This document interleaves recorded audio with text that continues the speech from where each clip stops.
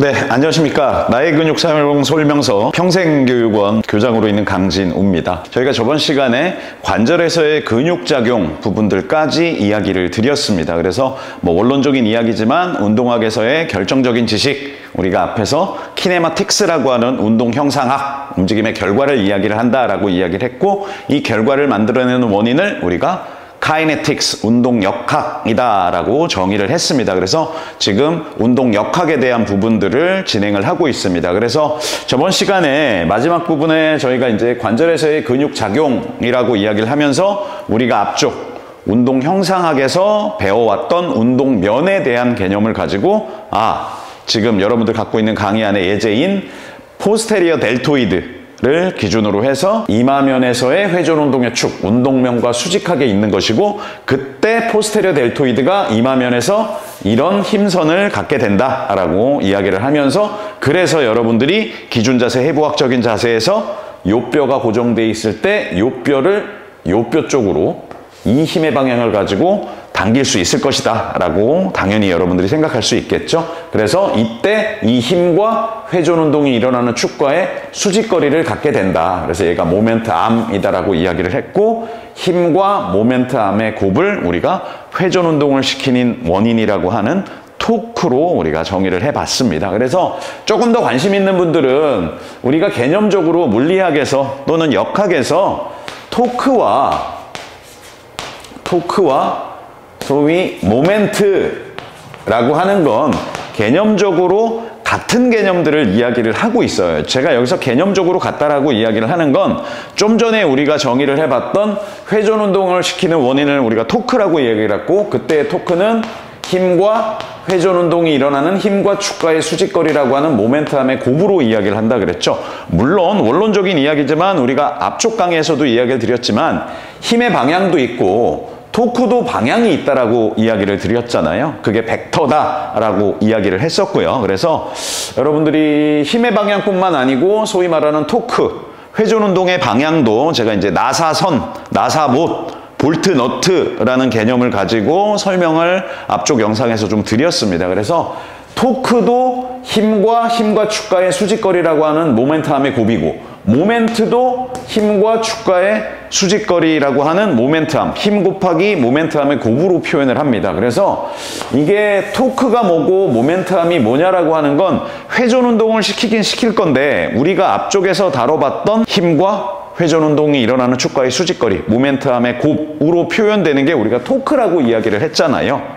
그래서 요 토크와 모멘트라는 개념은 요 포인터를 축으로 해서 이 운동면에서 요런 회전 운동을 시킬 건데, 여러분들이 얘를 회전 운동을 시키는 방법은 제가 무한대가 있다라고, 원인은 무한대라고 이야기를 했고, 지금 우리가 배운 개념을 이야기를 하면 이 물체에 어떤 힘이 주어지게 되고, 그때 힘이 회전 운동이 일어나는 축을 지나지 않게 되면 결국 이 물체는 회전 운동을 하게 된다라고 이야기를 했잖아요. 그래서 이때 이런 방식의 회전 운동, 힘이 주어지고 힘과 축과의 수직거리를 갖는 이런 방식의 회전 운동을 우리가 모멘트다라고 물리학에서 역학에서 이야기를 해요. 그러면 토크라는 건 뭔데?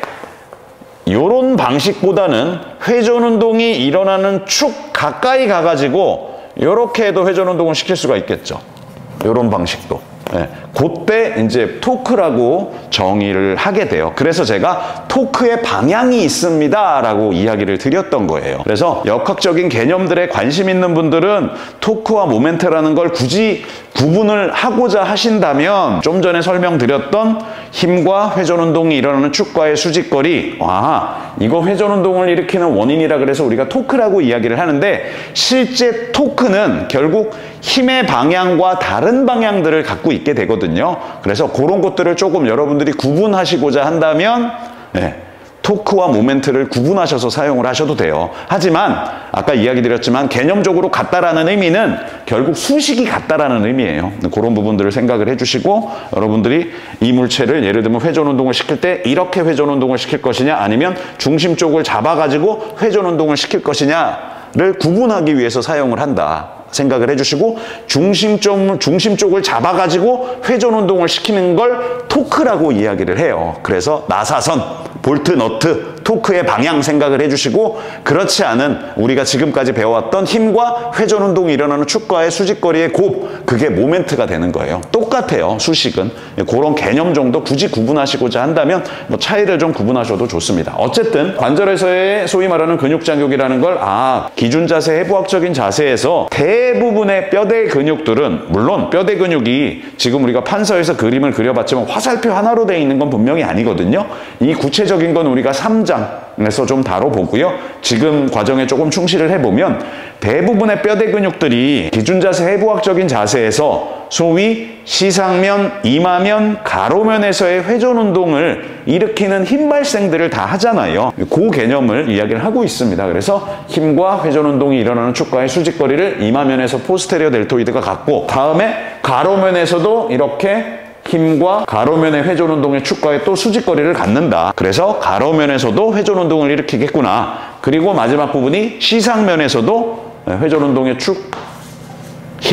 힘과 축과의 수직거리를 갖는다. 그래서 대부분의 뼈대 근육들이 이렇게 시상면, 이마면, 가로면에서의 작용, 기능들을 갖고 있겠구나라고 생각을 해주시면 됩니다. 그래서 여러분들이 이 부분도 나중에 조금 더 이 개념을 좀 확장시키시게 되면, 제가 인트로 강의에서 그런 표현들을 쓸었잖아요.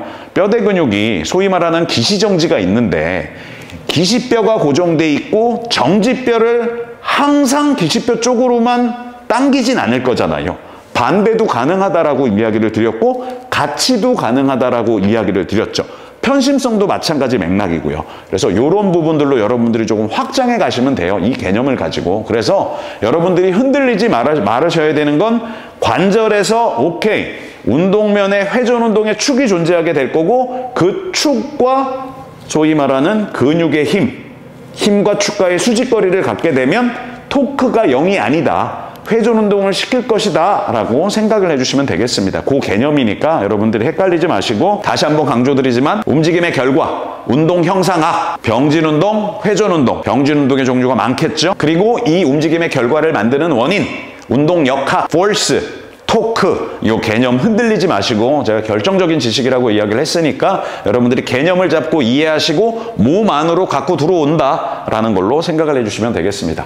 자, 그래서 오늘은 이어서 이제 관절에서의 근육 작용을 앞쪽에서 다뤄봤는데, 이제 근육의 작용과 관련되어 있는 몇 가지 용어들이 나오게 됩니다. 여러분들이 기능해부학에서 다 기본적으로 정의를 하고 계실 거예요. 하지만 이 정의가 좀 막연하면 안 되겠죠. 그래서 그런 부분들을 조금 개념적으로 잡고 갑니다. 그래서 아고니스트라 그래서 주동근, 작용근이라고 하는 거죠. 제가 앞쪽에 인트로 강의에서 그런 표현 썼죠. 팔굽관절을 기준자세, 해부학적인 자세에서 굽힘시키는 주동근이 뭔가요? 라고 하면 답하기가 좀 어렵다라는 이야기를 드렸어요. 왜냐하면 예를 들면 위팔 두갈래근이 시상면에서 요 방향으로 힘을 써서 팔굽관절의 시상면의 회전 운동의 축 기준으로 위팔 두갈래근이 앞쪽으로 지나가게 되겠죠. 그래서 이런 토크를 컨센트릭 컨트랙션, 구심성, 짧아지면서 힘 발생을 해가지고 팔굽관절 굽힘시킬 수도 있거든요.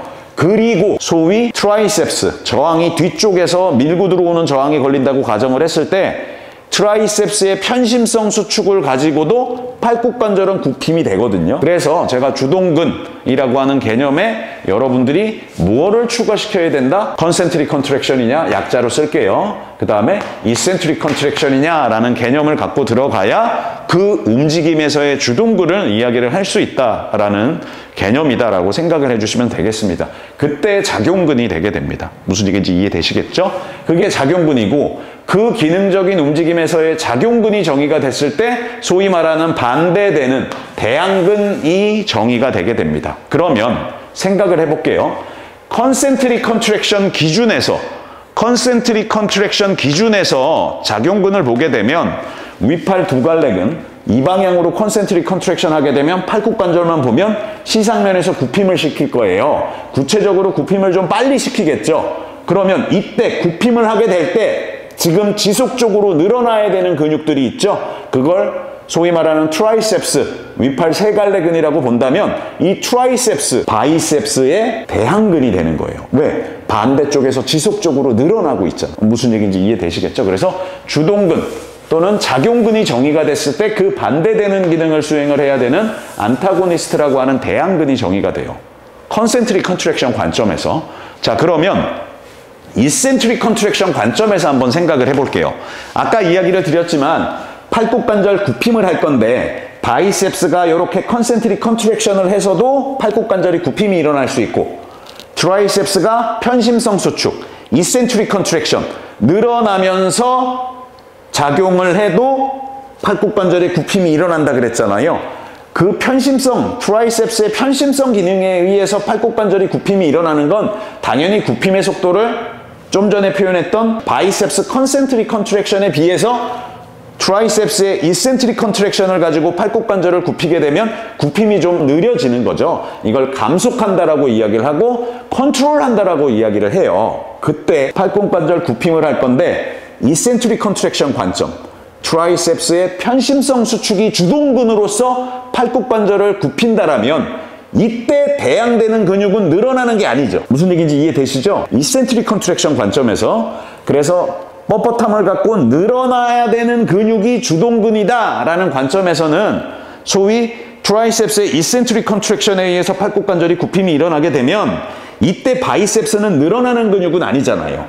당연하죠. 당연하죠. 그래서 항상 늘어나는 근육만 대항근인가요? 라는 건 맞지가 않는다고요. 제가 여러분들한테 전달하고자 하는 의미는 이해되시죠? 네. 짧아지는 건 주동근, 늘어나는 건 대항근 이런 개념이 아니라는 거예요. 그래서 이렇게 트라이셉스의 편심성 수축을 가지고 팔굽관절이 굽힘이 된다. 그래서 이때의 주동근은 트라이셉스의 편심성 수축을 하는 트라이셉스가 된다라고 이야기를 했고 그러면 그때 편심성 수축을 하는 트라이셉스의 배양 근육은 무언가요? 라고 한다면 바이셉스 맞아요. 근데 바이셉스는 늘어나는 게 아니에요. 오히려 짧아지는 거지. 근데 단 그 짧아지는 게 얘가 컨트랙션, 근육 수축 또는 우리 교재의 내용인 활성화, 액티베이션을 해가지고 짧아지는 게 아니잖아요. 오히려 힘 발생을 안 하고 있는 거예요. 그게 이센트릭 컨트랙션이 주동근이었을 때 대항근이 된다라고 생각을 해주시면 되겠습니다. 그래서 요는 짧아지면 주동근, 늘어나면 대항근 이런 개념 자체가 아니라는 거예요. 그런 부분 꼭 기억을 해주시고 넘어가 주시면 될 것 같아요. 그래서 꼭 근육의 작용과 관련된 용어를 여러분들이 표현하고자 할 때 아까 이야기 드렸지만 근육 수축에 대한 부분들을 넣어서 해석을 해야 된다라고 보시면 되겠습니다. 그 다음에 시너지스트라 그래서 도와주는 거예요. 협동근. 이건 뒤에서 우리가 조금 더 자세히 보겠지만 분명히 작용근, 주동근의 힘의 방향과 같진 않거든요. 바이셉스의 힘의 방향과 같진 않지만 팔꿈관절의 굽힘을 도와주는 협력근, 시너지스트다라고 이야기를 하면 돼요. 그래서 힘의 방향이 주동근과는 좀 달라요. 네, 그렇게 생각을 해주시면 되겠습니다. 그 다음에 조금 더 여러분들이 기능적으로 생각을 해보면 예를 들면 이런 경우도 우리가 좀 생각을 해볼 수가 있습니다. 뭐 어려운 개념은 아닌데 여러분들이 개별뼈대 근육의 어떤 작용, 기능 관점에서 한번 생각을 해볼게요. 레베이터 스카플라, 어깨 올림근이라는 게 있잖아요. 레베이터 스카플라. 이거 뒤에서 본 그림인데 우리 몸이 평면이 아니라 그랬잖아요. 얘가 목뼈보다 좀 뒤에 있어요. 어깨뼈가. 어깨뼈가 좀 뒤에 있는 상황이다 보니까 한쪽 작용만 이야기를 해볼게요. 오른쪽이 있고 왼쪽이 있잖아요. 같이 작용도 할 것이고 한쪽 작용도 할 것이고 한쪽 작용 관점에서 보면 얘가 만약에 이 방향으로 짧아지게 되잖아요. 그러면 여러분들의 목뼈를 이마면에서 오른쪽으로 라테랄 밴딩 시켜요. 오른쪽으로. 근데 아까 이야기 드렸지만 목뼈보다 어깨뼈가 뒤에 있다 그랬잖아요. 그래서 모형 가지고 좀 옆에 면을 여러분들한테 조금 보여드리면 레베이터 스카플라가 지금 이 방향으로 지나가요. 여러분들 보시겠지만 지금 사선 방향으로 좀 지나가거든요. 그래서 짧아지게 되면 이마면으로 밴딩만 시키는 게 아니고 얘가 이제 가로 돌기에 가서 붙거든요. 1, 2, 3, 4 이렇게 꽈져서. 그래서 짧아지게 되면 이마면에서 오른쪽 밴딩만 시키는 게 아니고 가로면에서는 오른쪽으로 로테이션을 좀 시킨단 말이에요. 무슨 얘기인지 이해되시죠? 이게 개별뼈대 근육의 작용이잖아요. 그리고 또 원론적인 이야기지만 이 뼈대 근육이 항상 이 방향으로만 짧아지나요? 당겨지나요? 그렇지 않잖아요. 여러분들이 필요에 따라서 이 방향으로 당길 수도 있잖아요. 또는 필요에 따라서 이게 이제 원론적인 이야기지만 얘도 일로 오고 얘도 일로 올 수도 있잖아요. 당연한 맥락이잖아요. 또는 필요에 따라서 이센트릭 컨트랙션도 할 수 있는 거잖아요. 무슨 얘기인지 이해되시죠? 자, 이게 개별뼈대 근육의 소위 말하는 작용, 기능이 되는 거예요. 근데 오른쪽 그림 한번 볼게요. 여러분들이 필요에 따라서 이렇게 당겨지게 되면 어깨뼈는 좀 울림이 시켜지는 상황이 벌어지죠. 울리더라도 약간 어깨뼈를 아래쪽 돌림시키면서 울림시키는 기능을 수행을 할 거예요. 근데 만약에 제가 기능적인 동작을 해야 된다라고 가정을 해볼게요. 예를 들면 레베이터 스카풀라 힘 발생을 할 건데 미안하지만 가로면에서 회전 운동은 안 할 거야. 그냥 순수하게 이마면에서만 밴딩을 할 거야. 그러면 한번 생각해 보세요. 레베이터 스카풀라가 이 방향으로 짧아지게 되면 이마면에서 오른쪽 밴딩만 시키는 게 아니고 가로면에서 오른쪽 로테이션도 시킨다라고 이야기를 드렸잖아요. 근데 제가 지금 어떤 기능적인 동작을 한다 그랬죠? 가로면에서 회전 운동은 안 할 거고 그냥 이마면에서 오른쪽으로 밴딩만 할 거야. 그러면 레베이터 스카풀라가 가로면에서 오른쪽으로 로테이션을 시키는데 누군가는 가로면에서 오른쪽으로 로테이션 시키는 걸 막아줘야 되지 않을까요? 그렇겠죠. 그래서 이 그림을 통해서 보면 예를 들면 SCM 같은 거 있죠. SCM. 앞쪽에 있잖아요. SCM이 예를 들면 여러분들 오른쪽 SCM이 이렇게 짧아지게 되면 어떤 움직임들 시키죠? 오른쪽으로 밴딩도 시키지만 로테이션은 반대쪽으로 이렇게 로테이션을 시키죠. 가로면에서 왼쪽으로 로테이션 시키는데 기능을 하잖아요. 네, 얘네들이 상호작용을 하는 거예요. 상호작용. 그럴 때 소위 말하는 이제 원치 않는 움직임들을 막아주는 거. 가로면에서 레베이터 스카풀라에 의해서 가로면에서 오른쪽으로 로테이션 되려고 하는 것들을 막아주고 있잖아요, 지금. 그냥 순순히 오른쪽에서의 밴딩만 일어나게끔 하고 있잖아요. 이런 기능들을 수행해야 되는 근육도 기능적인 동작에 따라서 분명히 존재를 하겠죠. 네. 그때 그걸 우리가 소위 말하는 뉴트럴라이저라고 불러요. 뉴트럴라이저. 힘 발생을 하기는 하는데 주동근과 다르게 기능적인 그 움직임들을 해야 될 때 원치 않은 움직임, 주동근에 의해서 일어나게 되는 원치 않은 움직임들을 막아주는 기능을 수행해야 되는 근육이 있다는 거죠. 그걸 우리가 뉴트럴라이저다라고 이야기를 해요. 그리고 또 하나만 보면 예를 들면 아까도 이야기를 드렸지만 제가 순수하게 오른쪽으로 밴딩만 할 거예요. 그 얘기는 어깨뼈를 올리지도 않겠어요. 근데 아시겠지만 원론적인 레베이터 스카풀라의 기능이 어깨뼈 올리는 데 기능을 하잖아요. 근데 어깨뼈를 안 올릴 거라는 거죠. 그러면 누군가 오른쪽으로 순순히 목이 밴딩을 해야 될 때 레베이터 스카풀라에 의해서 어깨뼈가 올라가려고 하는 걸 누군가 잡아줘야 되겠죠.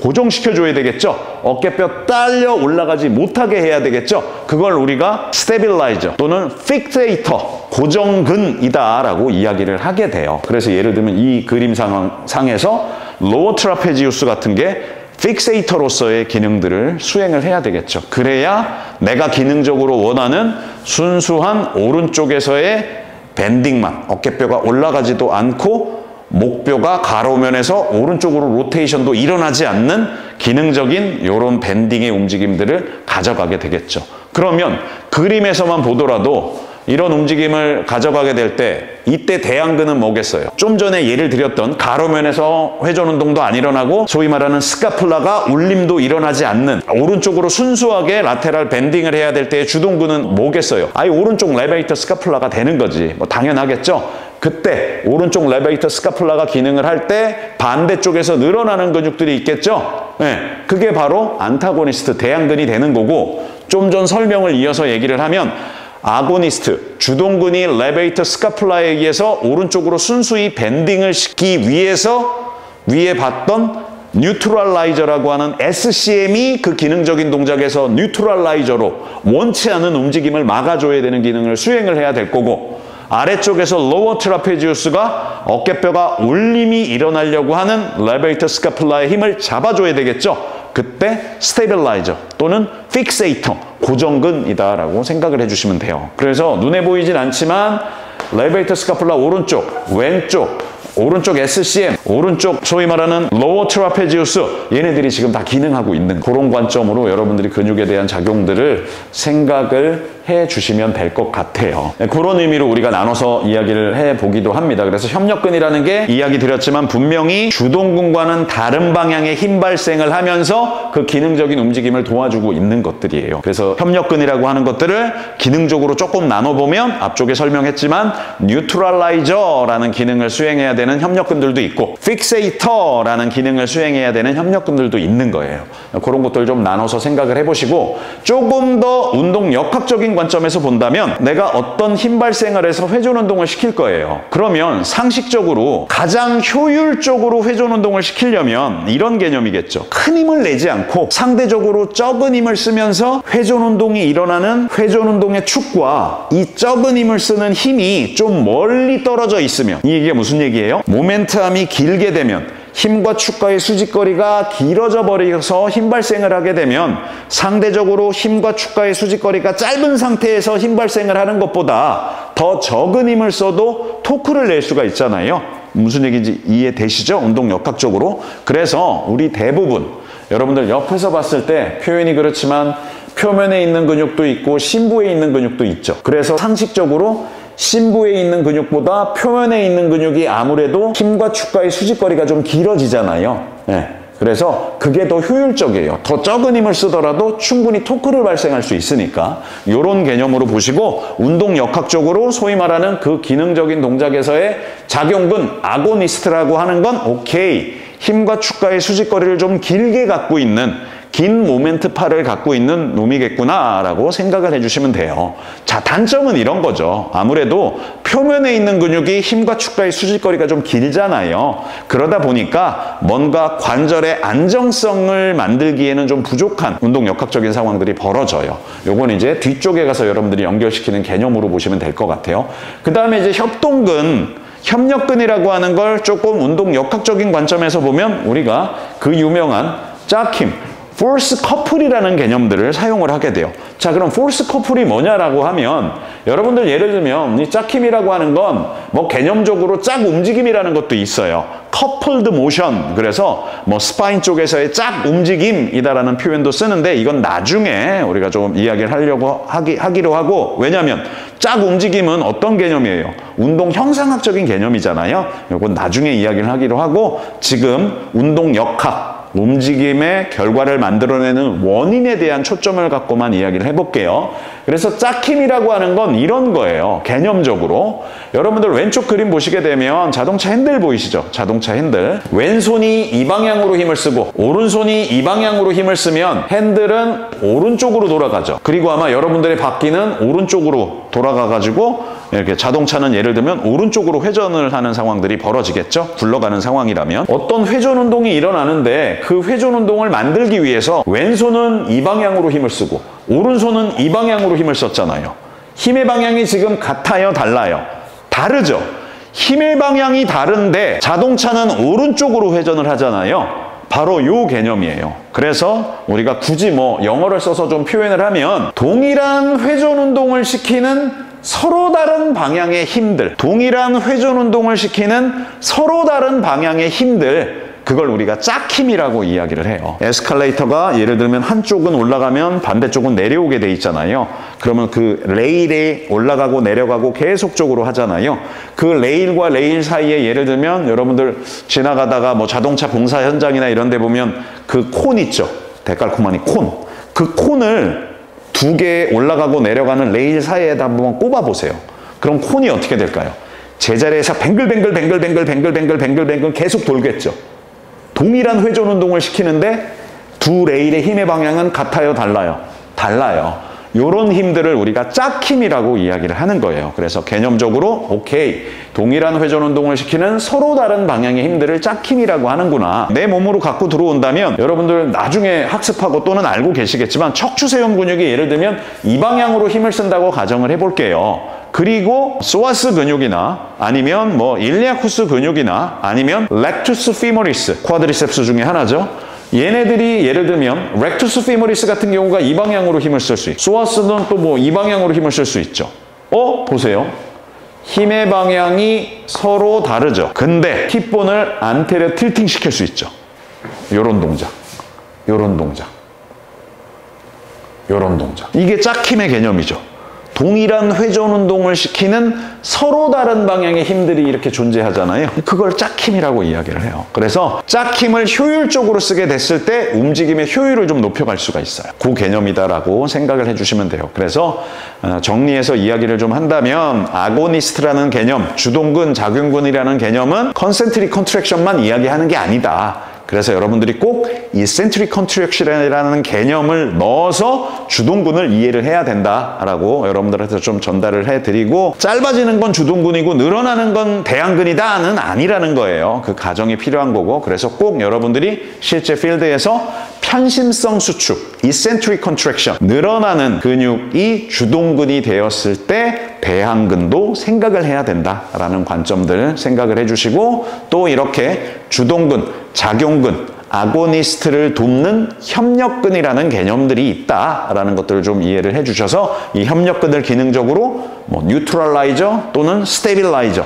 또는 픽세이터 이런 개념으로 좀 구분지어서 생각하기도 한다라고 개념적으로 좀 이해를 해주시면 되겠습니다. 자, 지금 움직임의 결과를 만들어내는 원인들, 운동 역학적인 이야기들을 지속적으로 진행을 하고 있습니다. 네, 그래서 이제 지뢰 시스템, 이제 마지막 운동 역학의 이제 마지막 끝판으로 좀 가게 돼요. 그래서 지뢰 시스템이다라고 하는 건 여러분들이 제가 앞쪽에서도 설명을 했지만 일단 기본적으로 시소를 생각하시면 돼요. 시소. 기억나세요? 운동학에서 이야기하고 있는 결정적인 지식, 역학적인 개념들을 여러분들 몸 밖에서, 여러분들이 관찰을 하셨던, 경험을 하셨던 몸 밖에서 정의를 해놓고 요거 몸 안으로 갖고 들어온다라고 생각을 해주시면 돼요. 그러면 여러분들이 몸 밖에서 여러분들이 관찰이나 또는 경험을 해본 시소는 아마 이렇게 생겼겠죠. 예를 들면 너무 좀 시소가 아닌 것처럼 그려놨지만, 그리고 뭐 여기 동그라미라는 사람이 앉아있고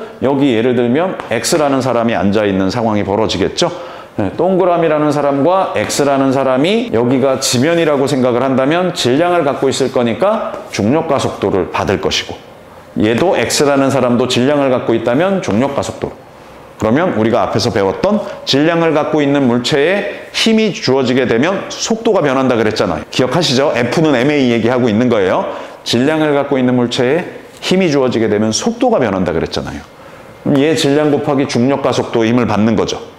얘도 질량 곱하기 중력가속도의 힘을 받는 거죠. 만약에 동그라미라는 사람의 질량 중심이 어느 한 군데에 있다고 가정을 할게요. 이쯤에. X라는 사람의 질량 중심도 비슷한 요런 쯤에 있다고 생각을 할게요. 그리고 회전 운동이 일어나는 이 시소의 축과 똑같은 거리의 질량 중심이 위치를 하게 되면 이 시소는 이렇게 회전 운동 움직일까요? 안 움직일까요? 안 움직일 거예요. 이 조건이 주어지게 되면 뭐 바람이 불고요, 어떻게 되고 이런 것들 조금 표현이 그렇지만 다 없다고 전제를 하고 가정을 한다면 아마 이런 상황이 벌어지게 되면 회전 운동은 안 일어날 거예요. 근데 만약에 X라는 사람은 가만히 있는데 이 동그라미라는 사람이 질량은 그대로 유지한 채 축에 가까이 오거나 또는 멀어지거나 하게 되면 시소는 움직일까요? 안 움직일까요? 움직일 거예요. 움직이겠죠? 네. 이런 개념을 몸 안으로 갖고 들어오는 거예요. 그게 지뢰 시스템을 가지고 들어오게 됩니다. 그래서 이번 시간은 여기까지 이야기를 할 건데, 제가 다음 시간에 이어서 이제 마지막 운동역학의 마지막 부분인 이 지뢰 시스템을 이야기할 때 여러분들이 제가 좀 전에 표현했던 저 사람이 시소를 가지고 이야기를 하겠구나, 몸 밖에서.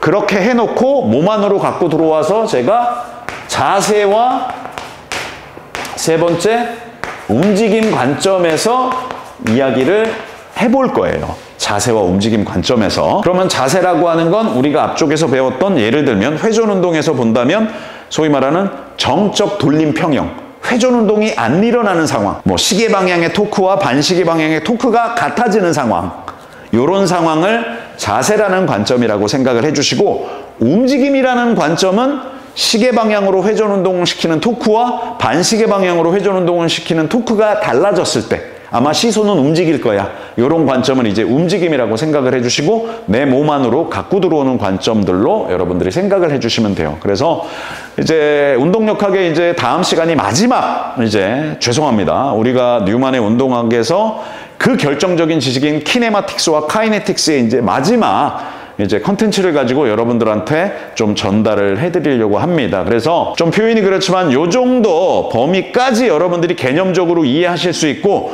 몸으로 갖고 올 수 있는 정도의 관점, 생각들을 갖고 계신다라면 이제 나머지는 여러분들 사람 몸에 대한 구조적인 이해도예요. 뼈의 형태, 관절의 형태, 기능, 관절 주변으로 지나가는 패시브한 연부 조직, 액티브한 연부 조직, 이 구조적인 이해도를 가지고 내 몸 안으로 갖고 들어오는 거예요. 이게 운동학의 결정적인 지식이다라고 생각을 해주시면 되겠습니다. 그래서 제가 운동학을 이 유튜브 나의 근육 사용 설명서 채널 멤버십 분들한테 제공을 하면서 처음부터 조금 죄송하다라는 여러분한테 이야기를 드렸지만 너무 오랜 시간 끌고 온 건 맞아요. 책을 기준으로 한다면 하나의 챕터를 진행을 해본 적도 없어요, 사실.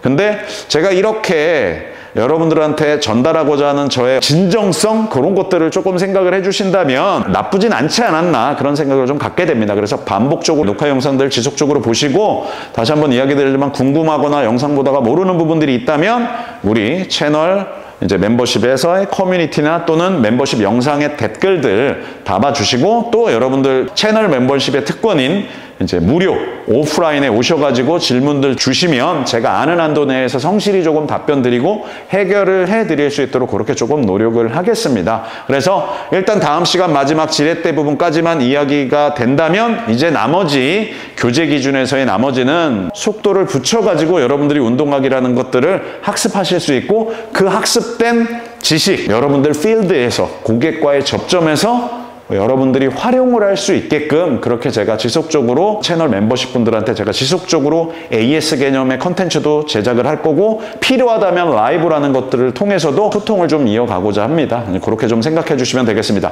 네, 이번 영상 여기까지 마치도록 하겠습니다. 수고하셨습니다.